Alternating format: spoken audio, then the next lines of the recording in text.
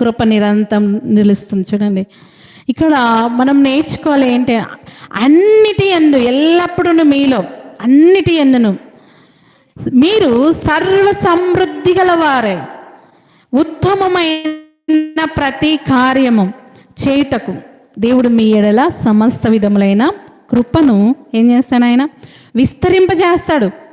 మనం ఎప్పుడైతే సనగకుండా గొనగకుండా బలవంతముగా కాకుండా మన హృదయంలో నిశ్చయించుకున్న ప్రతిదీ ఉత్సాహముగా ఇవ్వాలి, సంతోషముగా ఇవ్వాలి.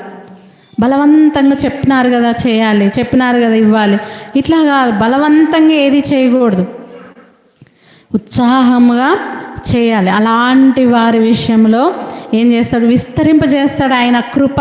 ఆయన కృప ఆషమాషగా ఉండదు. నువ్వు ఏ కార్యము చేయాలన్నా ఆ కార్యము విషయంలో దేవుని కృప నీకు తోడుగా ఉంటుంది. హల్లెలూయా. ఆ కృప నీకు ఉండాలి అంటే ఉత్సాహంగా చేయాలి, నీకు కలిగిన దాంట్లోనే దేవునికి చేయాలి.